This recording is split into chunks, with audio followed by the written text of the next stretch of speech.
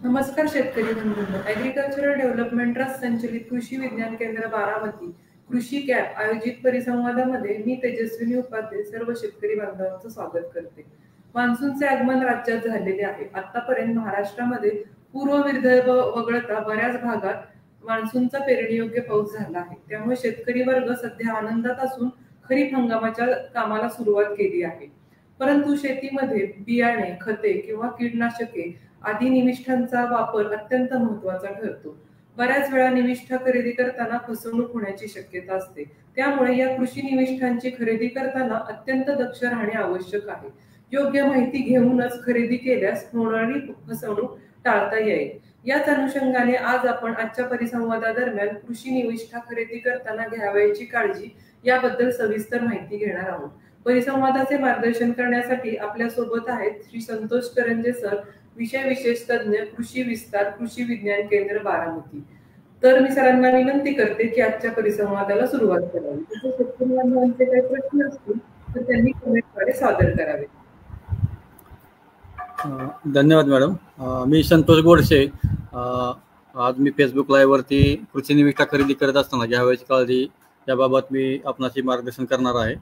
आपण पाहतो की गेल्या वर्षी हे बऱ्याच दुष्काळामध्ये गेलेलं आहे आणि तितकासा पाऊस झालेला नाही. ज्या ठिकाणी पाऊस झाला त्या ठिकाणी पिकं चांगली आली, परंतु योग्य पाऊस न झालेले अशा अनेक भागांमध्ये आपले सुरुवातीला खरीपची थोडीफार पिकं मिळाली, परंतु रब्बीच्या पिकांना किंवा पुढे नंतर उन्हाळ्यामध्ये खूपच पाण्याची अडचण आली होती आणि त्याच्यामुळं गेल्या वर्षी शेतकऱ्यांना अनेक पिकामध्ये तोटा झालेला आहे हे आपण पाहिलेलं आहे. परंतु आता यावर्षी मात्र आपण हवामानाचा अंदाज जर बघितला तर 100%पेक्षा जास्त पाऊस पडण्याचा अंदाज हवामान खात्याने वर्तवलेला आहे. आणि हे असे असताना आपण जर या ठिकाणी वेगवेगळी पिकं घेणार आहोत आणि आता आपला खरीप हंगाम आता चालू होतोय आणि सुरुवातीच्या आठवड्यामध्ये बघितलं असता आपण बऱ्यापैकी चांगला पाऊस बहुतांश ठिकाणी झालेला दिसलेला आहे. काही भागात अजून पावसाची कमतरता आहे, परंतु ज्या ठिकाणी पाऊस झालेला आहे अशा ठिकाणी आपण खरीपाची योग्य काळजी घेऊन पिकाची पेरणी करणं आणि खरीपाच्या सीझनची सुरुवात योग्य रीतीने आपण करू शकतो. त्या संदर्भानेच आपण आजच्या या कार्यक्रमामध्ये आपण सर्वजण चर्चा करणार आहोत आणि त्यासाठीच आम्ही आज या कृषी कॅपवरती फेसबुक लाईव्हवरती आलेलो आहोत. त्या संदर्भात आपण आता याची माहिती घेऊयात. कारण अनेक वर्ष आपण बघतो की वर्षानुवर्ष शेतकऱ्यांची सुद्धा बरेचसे वेळेस फसवणूक होत असते आणि हे होत असताना मग खतांच्या बाबतीत असेल किंवा बियाण्याच्या बाबतीत असेल किंवा औषधांच्या बाबतीत असेल, हे सर्व होऊ नये त्यासाठीच आपण आता हा कार्यक्रमामध्ये आपण इथं एकत्रित येण्याचं नियोजन केलेलं आहे. ऑनलाईन आपण ही माहिती घेणार आहोत. तर त्या संदर्भात आता माझं प्रेझेंटेशनमध्ये एका विषयातली माहिती तुम्हाला द्यायची व्यवस्था मी करतोय. त्या संदर्भात आपण मी तुम्हाला सर्वांचं या परिसंवादामध्ये मी स्वागत करतो आणि आपण पुढच्या काही वेळामध्ये जी आपली खरीपाची सुरुवात करायची आहे त्यामध्ये आपल्याला जे काय महत्त्वाच्या गोष्टीचं विश्लेषण मी करणार आहे. त्या अनुषंगाने आपण जर काळजी घेतली तर नक्कीच आपली फसवणूक होण्यापासून आपण वाचाल आणि आपण आपले योग्य पिकं घेऊन चांगले उत्पादन घेण्याचं नियोजन करता येईल मला आशा आहे. आपण बघतो की आता मी तुम्हाला सुरुवातीलाच मी त्याचं आवाहन करतो की आता आपण खरीपाची सुरुवात करत असताना आपल्याला सुरुवात आपण जी आहे ती बियाणे आणि खतांपासून करत असतो आणि काही प्रमाणात आपल्याला कीटकनाशकांची सुद्धा आवश्यकता असते आणि हे करत असताना मग आपण एकदम आता पाऊस पडला की सर्वजण बाजारात गर्दी करतात आणि हे होत असताना आपल्याला दर्जेदार व योग्य भावात निविष्ठा मिळण्यासाठी शेतकऱ्यांना जे काही गोष्टी करायच्या आहेत ज्याची दक्षता घ्यायची आहे त्या दक्षता मी तुम्हाला थोडक्यात सांगणार आहे. त्या संदर्भात आता मी सांगतो की आता जो पाऊस झालेला आहे, मी जसं सुरुवातीला म्हटलं की काही भागात बहुतांश भागात चांगला पाऊस झालेला आहे आणि अजून काही भागात थोडासा पाऊस कमी आहे. मग ज्या भागात पाऊस चांगला होऊन 1 ते 1.5 फुटापर्यंत ओल गेलेली आहे जमिनीमध्ये, अशा ठिकाणी आपण पेरणी करायला काही हरकत नाही. खरीपाचे जे काही आपल्याला पिकं घ्यायचे आहेत, जे आपल्या भागाला रेकमेंड पिकं आहेत त्या भागातल्या शेतकऱ्यांनी ते पिकं घेण्यासाठी आपण योग्य ती काळजी घेऊन ते पिकाची पेरणी करण्याची आवश्यकता आहे. भारतीय हवामान खात्याच्या जे केंद्र आहे हवामान खाते त्याच्या अंदाजानुसार आणखीन काही ठिकाणी पाऊस कमी आहे आणि काही ठिकाणी चांगला झालेला आहे. त्याचबरोबर ज्या भागात मी जसं सुरुवातीला म्हटलं की पाऊस चांगला झालेला आहे त्याच ठिकाणी आपण पेरणी करण्यासाठी सुरुवात केलेली योग्य राहील. कारण आता पाऊस जर आता पुढच्या 2-3 दिवसामध्ये 4 दिवसामध्ये पावसाची थोडीशी कमतरता जाणवते काही भागामध्ये. आणि अशातच जर आपल्याला वापसा मिळाला, कारण आता पाऊस ज्या ठिकाणी चांगला झाला त्या ठिकाणी वापसा आला की लगेच आपण पेरणी करणं योग्य राहील. आणि त्यासाठी मग या 2-3 दिवसांमध्ये पावसाचा अंदाज थोडासा कमी आहे. अशा वेळेस आपण पाऊस कमी झाला आणि वापसा आला की लगेच आपण पेरून घ्यावं. कारण पुढं समजा पुन्हा कंटिन्यू पाऊस लागला तर पुन्हा आपल्याला वापसा येण्याची वाट बघणं किंवा अशा सगळ्या समस्यांना पुन्हा तोंड द्यावं लागू शकतं. तर तो एक आपल्याला एक समस्या, त्या संदर्भाने आपण एक नियोजन करावं. तर त्याचबरोबर आपल्याला आता आपण जे काय पिकं घेतो, सोयाबीन असेल किंवा इतर पिकं आहेत, भात आहे किंवा त्याच्यामध्ये एकदल पिकं आहेत आणि द्विदल पिकं आहेत, या संदर्भातली आपली जी काय पिकं असतात त्या पिकांना आपण जी आपल्या खताची बचत करायची असेल, रासायनिक खतावरचा खर्च जर आपल्याला कमी करायचा असेल तर त्या अनुषंगानं जर आपण बघितलं तर जे द्विदल पिकं आहेत सोयाबीन सारखे, तर त्याच्यासाठी आपण रायझोबियम सारखे जीवाणूसंवर्धक खत जे आहेत ते आपण बीज प्रक्रियेसाठी वापरावं. त्याचबरोबर एकदल पिकासाठी अझोटोबॅक्टर जीवाणूसंवर्धक जे आहे ते पेरणीपूर्व आपण बीज प्रक्रियेकरता आपण वापरावं. आणि ते उपलब्ध वेगवेगळ्या ठिकाणी असते, प्रत्येक जिल्ह्यामध्ये वेगवेगळ्या औषधाच्या खता दुकानामध्ये असते किंवा सरकारी यंत्रणाची काही ठिकाणी विक्री व्यवस्था आहे. जे संघ आहेत त्या ठिकाणी ती आपल्याला ती खतं मिळतात.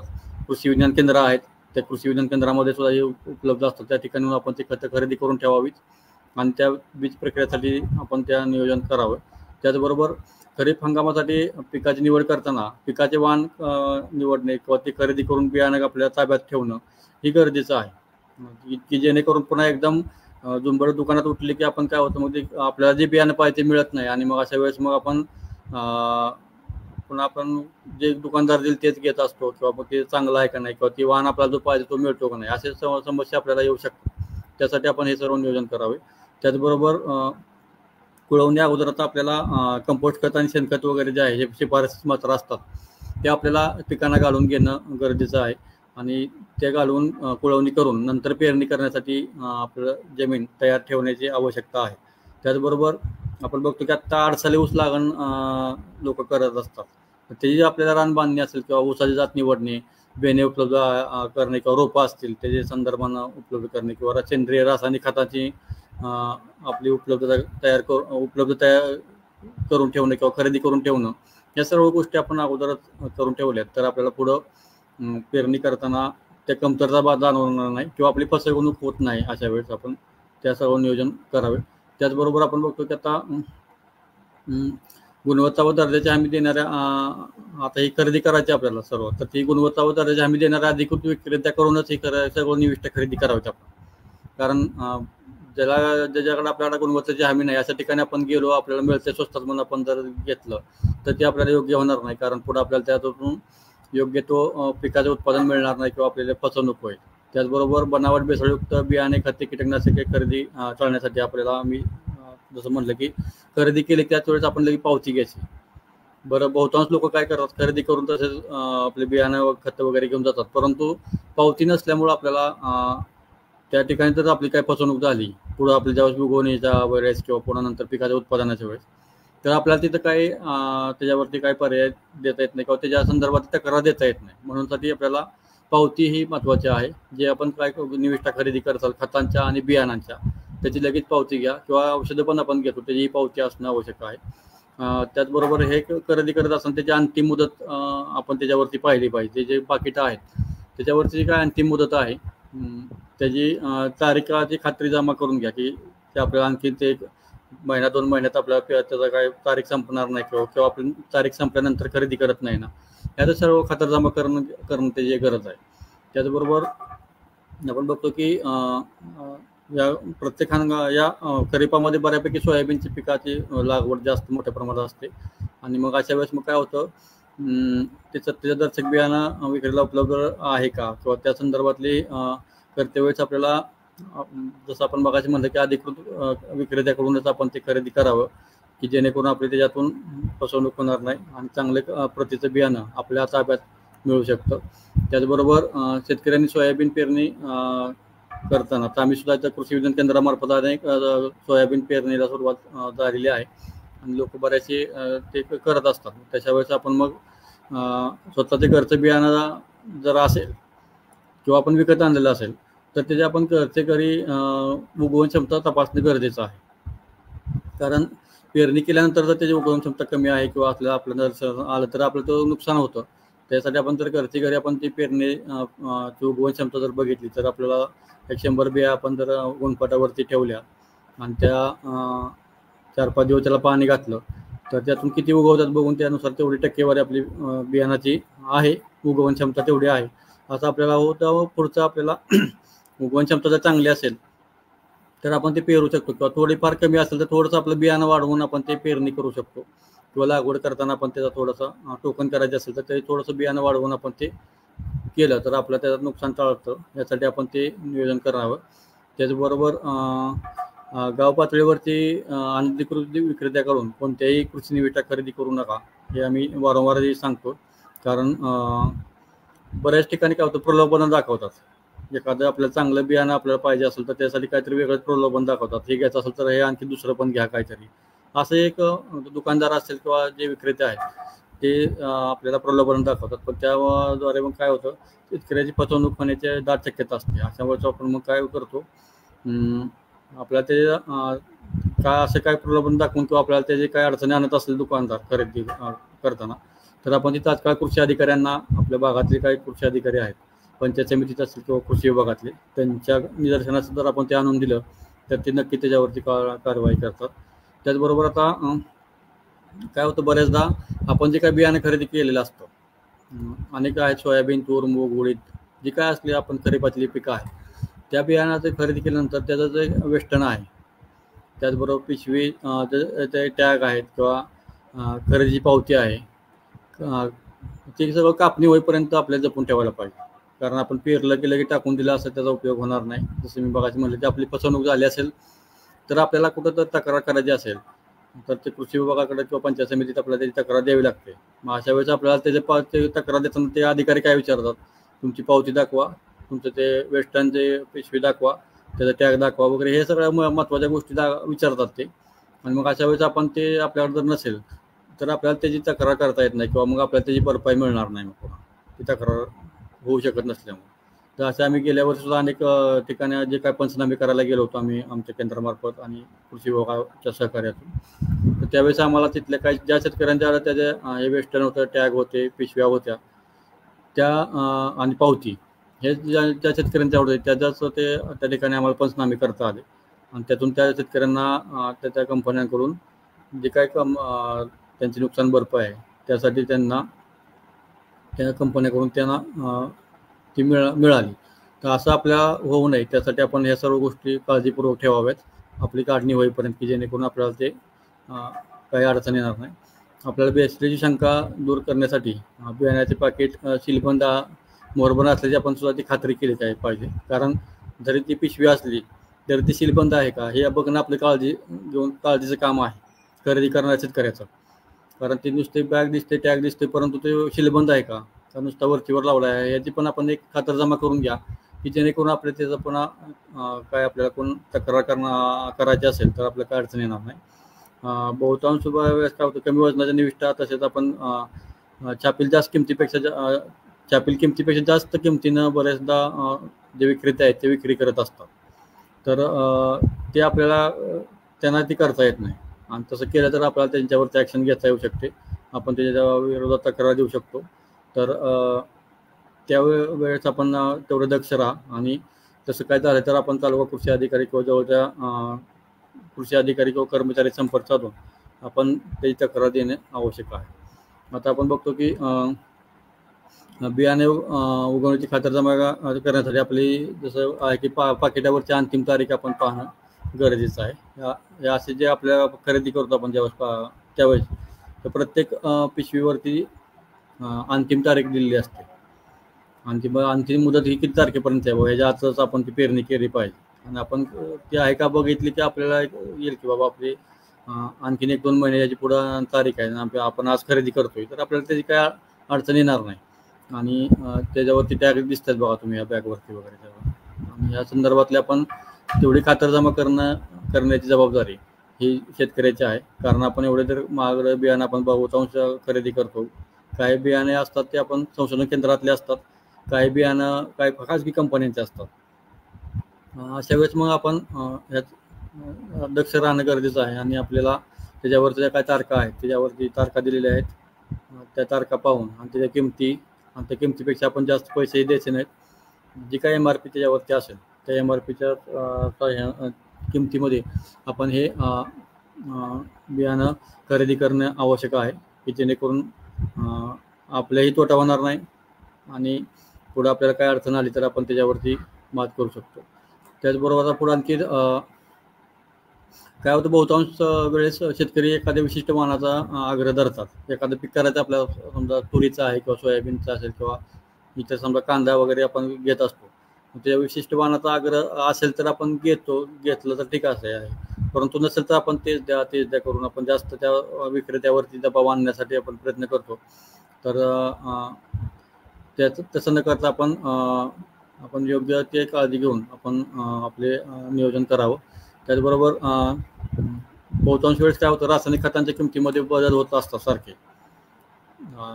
त्यानुसार मग त्याच्यावरती शेतकऱ्याच्या लक्षात आलं पाहिजे की बॅगवरील छापील किंमतीपेक्षा जास्त किमतीने रासायनिक खताचे विक्रेता तो विकतोय का. नसेल विकत तर आपण त्या रेग्युलर याच्यामध्ये आपण घेऊ शकतो. फक्त त्या गोष्टीवरती आपण काळजी घेणं गरजेचं आहे, कारण तुम्ही पुन्हा तिथं वाद होण्याची शक्यता असते की गेल्या महिन्या किंवा 2 महिन्यापूर्वी 4 महिन्यापूर्वी तुम्हाला एक दर होता आणि आता एकदम दर वाढलेला असतो किंवा कमी झालेला असतो. असं ते आपल्या मनात शंका येते, आपण त्याच्यामध्ये बरोबर वाद घालण्याची शक्यता असते. परंतु त्याची थोडीशी आपण खातरजमा केली पाहिजे की काही दिवसामध्ये त्याच्या दरामध्ये सारखा फरक होत असतो. जे विशेष करून आपण जे फर्टिगेशनसाठी खते वापरतो, शेतकरी ड्रीपद्वारे बहुतांश खते देतात किंवा काही स्प्रे ग्रेडची काही खतं आहेत, त्याच्यामधले हे दर जे आहेत हे दर थोडेसे कमी जास्त होत असतात नेहमी. तर त्याच्यामध्ये आपण काळजी घेतली पाहिजे. त्याचबरोबर कुठल्याही अनधिकृत विक्रेत्या व्यक्तीजवळ आपण गाव पातळीवरची दुय्यम दर्जाचे जे काय मूलद्रव्य आहेत किंवा बिगर नोंदणीकृत सूक्ष्म अन्नद्रव्य असतात किंवा पीक वाढायच्या संदर्भातील संजीवके असतात. आता बहुतांश संजीवके बहुतांश कंपन्यांचे आहेत.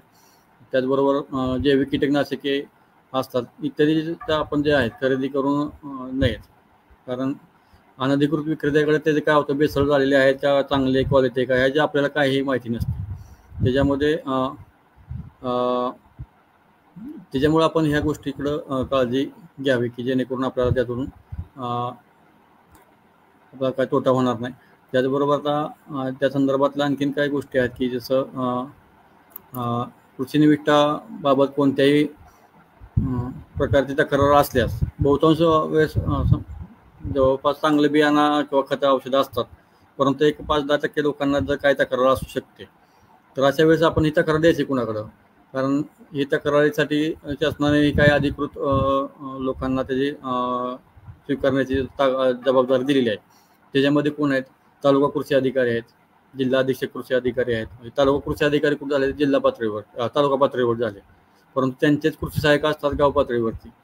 त्यांच्यामार्फत आपण तालुका कृषी अधिकाऱ्यांच्याकडं ही तक्रार देऊ शकतो किंवा पंचायत समितीतले एक कृषी अधिकारी असतात त्यांच्याकडे पण आपण ही तक्रार देऊ शकतो. जिल्हा लेवलला जिल्हा अधीक्षक कृषी अधिकारी आहेत, ते जिल्हा स्तरावरती काम करतात आणि त्यांच्याकडून सुद्धा आपल्याला त्यांना आपण तक्रार देऊ शकतो. आणि कृषी विकास अधिकारी जिल्हा परिषद हे सुद्धा त्यांच्याशी सुद्धा तात्काळ संपर्क साधून जिल्हा लेवलला पण ते आपल्याला त्या संदर्भात मदत करू शकतात आणि त्यांच्याकडून आपण जी काय आपली समस्या आहे किंवा जी काय आपली तक्रार असेल, बियाणाची असू द्यात किंवा खतांची असू द्यात किंवा औषधांची असू द्यात, त्याच्यावरती त्या तक्रारीवरती निराकरण करण्याची जबाबदारी ते घेतात आणि आपल्या तक्रारीचं निराकरण काही दिवसामध्ये करून आपल्याला जी काय अडचण आहे ती सोडवण्यासाठी मदत होत असते.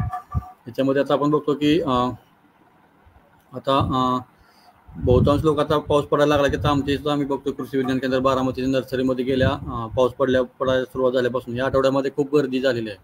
लोक खूप फळांची रोपं खरेदी करण्यासाठी गर्दी करत आहेत.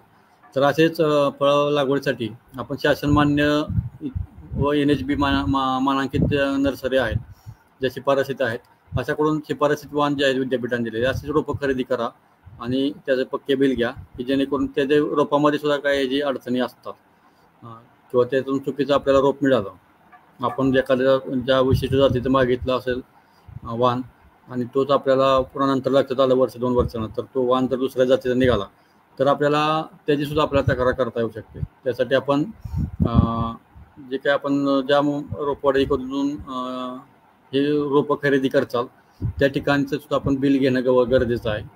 ओरिजिनल बिल आपण त्या रोप खरेदी करताना घ्या, की जेणेकरून पुढे आपल्याला त्यातून त्याच क्वालिटीचं रोप फळं मिळतील आणि आपलं तोटा होणार नाही याची काळजी घेणं गरजेचं आहे. त्याचबरोबर आपण बघतो तरी कमी पर्जन्यमान असलेल्या भागामध्ये पावसाचा अंदाज घेऊन कोरडवाहू पिकात जसे आपण बघतो की उडीद किंवा आता भरड धान्य सुद्धा चांगले लोक करताना दिसतात आपल्याला काय 1-2 वर्षामध्ये. त्याचबरोबर तूर आहे किंवा इतर पिकं आहेत, हे वापसा पाहून आपण पिकांचं पेरणीचं नियोजन केलं पाहिजे.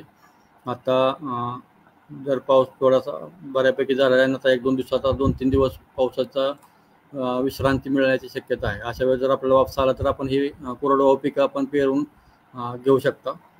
त्याचबरोबर ज्या ठिकाणी अधिक पाऊस आहे व कमी खर्चामध्ये आपल्याला लागवडी करता 1 महिना वयाची लागवडीची योग्य रोपे आपण वापरावीत. त्याचबरोबर याच्या व्यतिरिक्त आपल्याला जे काही गोष्टी आहेत की जसं दुधाळ जनावरांच्या चाऱ्यासाठी आपण बघतो की आता जनावरांचं सुद्धा याच्यामध्ये विचार आपल्याला करणं गरजेचं आहे. तर त्यासाठी आपण बहुपीक कापणी असलेली ज्वारी वर्गीय पिकांची लागवड आपण करू शकता. आता आपल्याला तो योग्य वेळ आहे. त्याचबरोबर आता जनावरांना अशा वेळेस काय होतं की रोगापासून प्रतिबंध करण्यासाठी काय उपाय म्हणून पशुवैद्यकीय अधिकाऱ्यांच्या सल्ल्यानुसार आपण त्याला लसीकरण करून घेणं गरजेचं आहे. आता पावसा काय होतं एकदम उन्हाच्या तडाख्यातून आपण बघितलं की मागच्या महिन्यामध्ये जवळपास 40-42 पर्यंत टेम्परेचर आपल्या बहुतांश भागात गेलेलं होतं आणि 43 पर्यंत पण 44 पर्यंत काय भागात होते.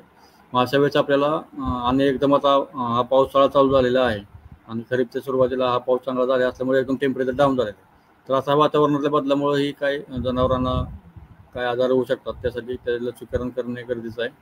आणि मग ते पशुवैद्यकीय अधिकारी जे प्रत्येक गावोगावी आहेत त्यांच्या सल्ल्यानुसार आपण त्यांच्याकडून ते करून घ्यावं. आता पण बघतो की भात लागवडीचे सीझन आहे, तर आपल्याला आता भात लागवडीसाठी नर्सरी टाकताना लोक बहुतांश दिसायला लागलेले आहेत. काही लोकांनी टाकलेले आहेत, परंतु आपण जर आता त्या पूर्ण नर्सरीची पूर्ण तयारी भात लागवडीसाठी करून घ्यावी की जेणेकरून आपल्याला आता पुढच्या काळामध्ये त्याचे रोप लागवड करता येऊ शकते. मग आज मी जसं म्हणलं की आपल्याला जे बियाणे पेरायचे त्या बियाण्याचे आपल्याला 100 बिया जर आपण असं ठेवल्या आणि त्या बिया त्याची फक्त उगवण क्षमता तपासणी हे आपले महत्त्वाचं काम आहे. तर असं आपण जर उगवण क्षमतेसाठी आपण ठेवल्या आणि ओल्या करून ठेवल्या आणि 1-2-3 दिवसानंतर आपण ते उघडून बघितलं असं त्याला कोंब येताना दिसतात, कोंब आणि त्याला मुळे फुटलेले असते. तर हे आता हे घेवड्याचं आपण बघतो, घेवडा या सीजनला काही लोक घेवडा करतात. तर हा वाघा घेवडा असेल किंवा त्याचा वरून वगैरे ह्या काय वेगवेगळ्या जाती आहेत. तर ह्या घेवड्याचं एक उगवण क्षमता बघितलेलं एक समोर आपल्या चित्रामध्ये दिसतंय. तर हे अशा प्रकारची आपण उगवण क्षमता बघितली तर त्याच्यामध्ये समजा आपल्याला 95% किंवा 90%च्या पुढे जर आपल्याला चांगला उगवण क्षमता असेल तर जवळपास ते आपल्याला बियाणं चांगलं आहे. आणि कमी असेल तर थोडंसं बियाणं आपल्याला जास्त वापरून ती पेरणी करावी लागेल आणि आपल्याला ते पीक घेता येऊ शकतं. त्यासाठी आपण हे काळजी घेणं गरजेचं आहे की जेणेकरून आपला पुढं उगवण क्षमता जर एकदम 50% जात असेल तर तसे पीक पेरणं तसे बियाणं पेरणं योग्य नाही आपल्यासाठी. 60%च्या आतले जास्तीत जास्त 70%पर्यंत चांगलं आपण थोडंसं बियाणं वाढवून करू शकतो. मग त्याच्या आत असेल तर आपल्याला ते नुकसानदायक असतं. म्हणूनसाठी आपण हे सर्व उगवण क्षमता आपण घरच्या घरी बघितली तर आपल्याला लक्षात येईल की आपण जे काही बियाणं पेरणार आहे ते चांगलं असेल आणि आपल्याला चांगलं उत्पादन त्यातून पुढं चांगलं पीक येईल असा अंदाज येईल. त्यासाठी आपण ही उगवण क्षमता बघावी. त्याचबरोबर आपण बघतो की आता याच्यामध्ये आता महत्त्वाची पिकं जे आहेत बाजरी, मूग आहे, उडीद आहे, सोयाबीन, ऊस आहे. आता ऊसामध्ये जे वाटचाली करतात त्यांचं सुरुवातच झालेली आहे, भुईमूग आहे. तर हे सर्व पिकं आपण आता खरीपासाठी आपण पेरणी करू शकतो. त्याचबरोबर सोयाबीन आणि तूर हे आंतरपिकामध्ये आपण हे घेऊ शकतो. तुरीमध्ये आंतरपीक आपल्याला सोयाबीन घेता येऊ शकतं. त्याचबरोबर आपण बघतो की मजूर टंचाईचे लक्षात घेता आपण मूलस्थानी जलसंधारण आपण बघतो की पावसाचा अनेक वर्षापासून आपल्याला पावसाची अडचण असते. आत्ता पाऊस चांगला झाला तर पुढं समजा आपल्याला पुढं ताण पडला किंवा लांबला पाऊस तर त्याचा अडचण होऊ नये म्हणून आपण आता मूलस्थानी जलसंधारण होण्यासाठी आपण बांध बंदिस्त करून ठेवलं आणि पाणी आपल्या शेतात मुरवलं तर त्याचा उपयोग आपल्या पुढच्या काळामध्ये चांगला होईल. तर अशा पद्धतीनं आपण जर त्याचं जर निराकरण पुढे आपल्याला त्याचा तोटा होऊ नये त्या संदर्भानं जर आपण त्याचा विचार केला तर नक्कीच त्याचा आपल्याला चांगला फायदा होऊ शकतो. अशा परिस्थितीत आता आपण बघतो की एक बातमी आपण बघताय की आम्ही बातमी एक मागच्या आठवड्यामध्ये आम्ही दिली होती की पुढारीला आली होती की आपण खरीपासाठी खते बियाणे व औषधे खरेदी करताना कशी घ्यावी काळजी त्या संदर्भातलं जसं आपण आता हे सर्व विषय या ठिकाणी बघितलेले आहेत तसेच आपण हे सर्व विषय या बातमीमध्ये आम्ही कव्हर केले होते की जेणेकरून शेतकऱ्याची फसवणूक होऊ नये आणि त्याला जास्त चांगले क्वालिटीचं दर्जेदार बियाणं खतं औषधं मिळावीत व त्याला शेतामध्ये चांगलं उत्पादन मिळावं या उद्देशातून आम्ही हे सगळं करत असतो. आणि त्यासाठीच आम्ही मागील आठवड्यामध्ये ही आपण बातमी प्रसिद्ध केलेली होती. ते आपण बघतो की आपल्याला रासायनिक खतांचा मात्रा कमी करायसाठी आपण जैविक खते वापरणे किंवा चांगल्या अधिकृत विक्रेत्याकडून कसे आपण हे खरेदी करणे किंवा शासकीय अधिकारी कसे आपल्याला मदत करतात काही अडचण असेल तर हे सर्व मुद्दे आपण याच्यामध्ये आम्ही कव्हर केलेले होते. आणि त्याच आधारावरती आता जे आपण जे काय सर्व प्रेझेंटेशनमध्ये माहिती बघितली आहे त्यानुसार आपण सर्वांनी आपल्या पिकाचं नियोजन करावं. खरीप पिकासाठी लागणाऱ्या सर्व निविष्ठा आपण त्यानुसार खरेदी केला आणि त्याचा उपयोग आपण योग्यरीतीने केला तर आपल्याला नक्की त्या सर्वाचा चांगला उपयोग होईल असं मला वाटतंय. आणि आपल्याला जर काही शंका असतील या संदर्भात आणखी तर आपण चॅट बॉक्समध्ये आपण देऊ शकता की जेणेकरून आपण त्याच्यावरती चर्चा करू.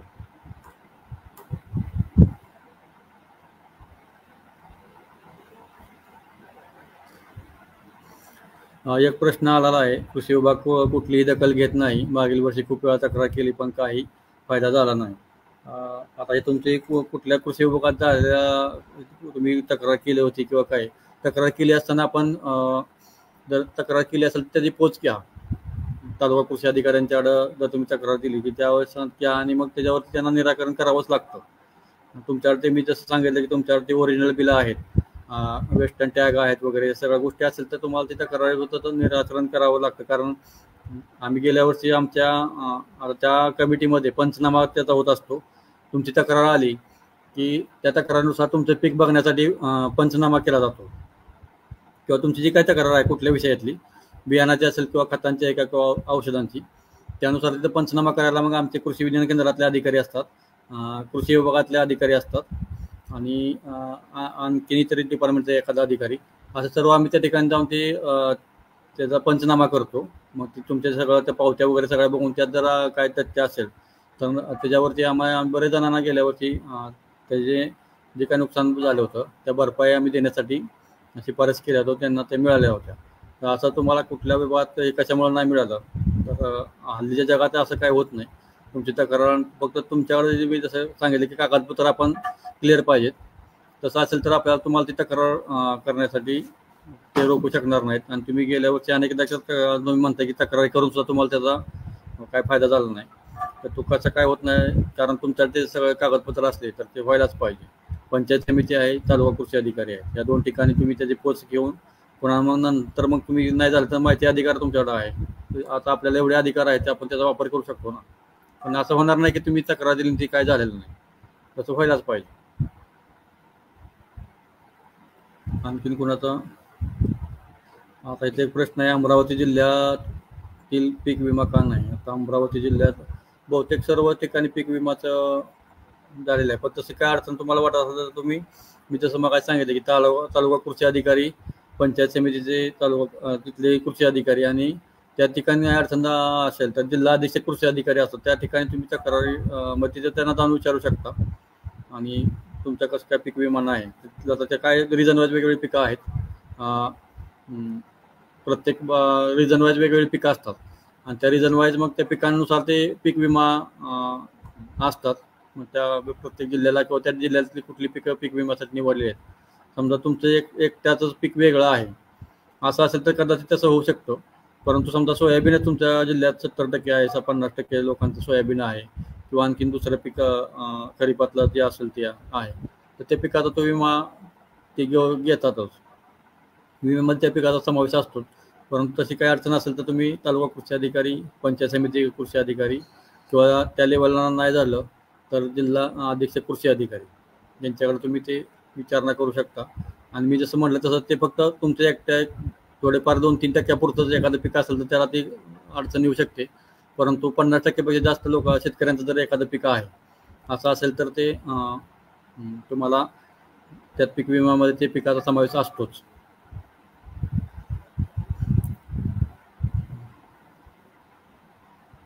बियाणे उगवले नाही तर तक्रार कुठे करायची, हा एक प्रश्न आहे. राहुल आहे, ते राहुल पाटील कुठले आहेत, तर चांगला प्रश्न आहे.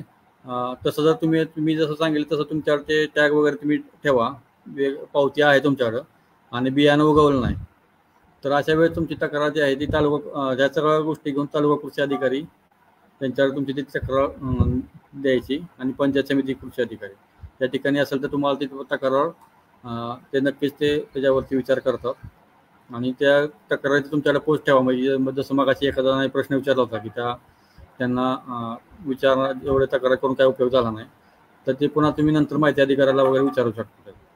त्याच्यामुळं या 2 ठिकाणी तालुका कृषी अधिकाऱ्यांकडे तुम्हाला तिथं निवारण होतच. आणखी कोणाचा प्रश्न आहे का?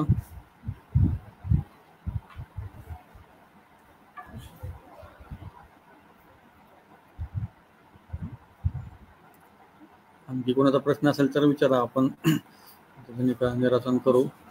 किंवा आपण काय आपले जर काय प्रश्न नसतील तर पुन्हाही आपले हे सारखे जर आठवड्यातून 5-6 दिवसातून आपले हे ऑनलाईन सेशन असतं. अशा वेळेस तुम्ही तुमचे प्रश्न विचारू शकता आणि तुमच्या समस्या असतील किंवा त्याच्या दरम्यानच्या पिकांची माहिती तुम्ही या कृषी कॅपच्याद्वारे घेऊ शकता. आमचे कृषी विज्ञान केंद्र असेल किंवा कृषी कॅप हे तुम्ही त्यासाठी तत्पर आहे.